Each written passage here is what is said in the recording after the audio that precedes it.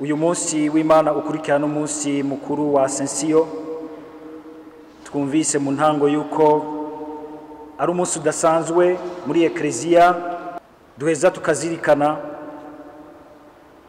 ku butumwa, ku muhamagaro, si umwuga gusa, umwuga wo kumenyesha amakuru. Mu kuzirikana ubwo butumwa bw'uyu munsi, tugaruke tuzirikane mu ijambo Papa yaduhaye, adufasha kuzirikana ku ncuro igira 57 duhimbaza uyu munsi mukuru muri Ecclesia, ngo bidufashe kwinjira mu muzirikano uriko urasangizwa, uriko urasabikanywa ku isi yose. Papa uyu munsi akagira ati tumenye gutanga, kuvuga amakuru, guhanahana amakuru, tubikorana umutima, tubikorana urukundo, kuko burya ukuri kutarimwo urukundo kurashobora kuvuna, kurashobora gusanzaza, kurashobora no gukomeretsa. Ariko kandi urukundo rutarimwo ukuri ruza mu bwiyorobetsi, uburyarya no guhendana, naho nyene ntaco vyungura umuntu, ntaco vyungura ubuzima bw'umuntu. Bikama bisaba nk'uko Izaburi ya 84 cyangwa 85 bitubwira kwama tunywanisha ukuri n'urukundo. Womenga ubutumwa bwo kumenyesha amakuru n'intambara, nukuguma tugwana kugira ngo urukundo turutange mukabahasha, nako ukuri tugutange mukabahasha keza ku rukundo. Ariko kandi iyo bahasha nziza y'urukundo ntituyitange igaragara, itarimwo ukuri, kuvura, kubaka, kumurikira, kukunga. Ivyo biradusaba kuba abantu bafata umwanya wo kugaruka imbere y'Imana bagasenga. Muri uwo mwuga wo kumenyesha amakuru neza, bidusaba kwama tugaruka tukazirikana ico tugomba kumenyesha, ico tugomba kuvuga, ingene duhanahana ijambo hagati yacu, ingene twubaka isangiramutima, kuko twumva yuko turiko twubaka tutari twenyene, Imana ari iri kwirubaka iciye muco turi, mu ngabirano yaduhaye no muco dufise cyose. Turakeneye rero kuza mu gisabisho nk'uko twabigize uyu munsi, kugira ngo umwuga wo kumenyesha amakuru uduganwe ku gaciro kawo by'ukuri, ube umuhamagaro, ube ukubaka ko ku bwami bw'Imana mu bantu. Twisuze rero ijambo Papa yadushikirije, ahagira ati bwa mbere twimenyereze uguhanahana ijambo kivukanye. Ntidushobora kuba ku mutima mwiza wo kumenyesha amakuru tutamenya guhanahana ijambo nk'abavukanye, nk'abamenya kumvirizanya. Kwimenyereza kumvirizanya, umwe wese akamenya kwishira mbere mu kibanza c'uwundi, kugira ngo yumve neza kundi yamwumvise, amenye nawe ico yoyaga nawe. Biraheza bikavyara muri twebwe umutima koko wo kuyaga. Bwa kabiri Papa akagira ati tumenye guhuza imitima mu guhanahana amakuru. Akagira ati muri ivyo byo guhanahana amakuru, igihambaye n'urukundo ruza mu mvugo no mu byo duhanahana. Ukuri tugomba gutanga nikube kwa kuri kukumenga ndiko ndagomba gukwegera ibintu iwanje jewe jenyene, ariko ukuri gushobora gukorera ineza rusangi, kukubakira bose.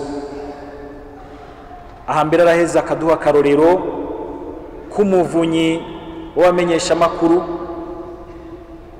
Ecclesia yaduhaye, yitwa Francisco Wisaga. Akanaduha n'akarorero mbere no kuwundi kunyandiko z'undi mweranda w'umukardinali yitwa Newman, kuvyo yanditse akerekana yuko ukumenyesha amakuru kwacu vyoranga koko ico turi. Ubwa gatatu, papa aradutumirira kuvugana n'umutima mu rugendo sangizangendo. Murazi yuko Ekleziya iri muri iyo ntumbero yukumvirizanya, abana bayo bakumvirizanya kugira ngo bari hamwe, turi hamwe, dushobore kuronka umuco wa mutima mweranda ku bibazo ibi na biriya byose biba biri mu buzima bwacu, mu buzima bw'Ekleziya no mu buzima bw'isi. Ubwa kane, papa araheza akagaruka akatubwira ati mu guhimiriza gukoresha imvugo y'amahoro. Turazi neza yuko guharanira amahoro eka mbere no mu mvugo bisaba intambara ikomeye cyane. Birihutirwa rero ko muri Ekleziya habaho uguhanahana amakuru, gushikira imitima, kuvura ibikomere kandi kumurikira bene wacu n'abashiki bacu. Papa ati ndafise indoto y'ukubona muri Ekleziya ukumenyesha amakuru biyoborwa na mutima mweranda, mu bwiyumanganyi no mu buhanuzi. Ukumenyesha amakuru gushira imbere ubunywanyi n'Imana n'abagenzi bacu, na cyane cyane abakeneye ubufasha bwacu, kandi kuduza umuriro w'ukwemera hakugumya umunyota w'ukwikwegerako. Papa atangura gufatira kuri iri jambo ry'umwanditsi w'igitabo cy'imigani kigabane cya 25 ku murongo wa 15 akagira ati akarimi gasosa kamena igufa. Kuvuga n'umutima birakenewe cyane muri ibi bihe kurusha mu bindi bihe byabayeho, ngo hari intambara bihashira umuco w'amahoro, ahari urwanko n'inzigo bihaca inzira yugururira ikiyago no gusubiza hamwe. Mu gihe isi iri mu bihe tuzi by'injyane ziteye ubwoba, birihutirwa kwemeza ko ikeneye uburyo bwo kumenyesha amakuru budaha impigi bamwe mu kubangamira abandi. Birakenewe kurengera ingeso yo kurondera gutitura uwo dushamiranye mu kumwararaza, tumuvuga ko ibimwambika iceyi, hakugiriranira nawe ibiganiro bishimitse kandi vyubahirizanya. Turakeneye bamenyesha amakuru bafise ubushake bwo kuganira, bafise icyo boterera mu kugwanya ivyiyumviro bicivutu, mu gukokeza intambara usanga vyinyegeje mu mitima.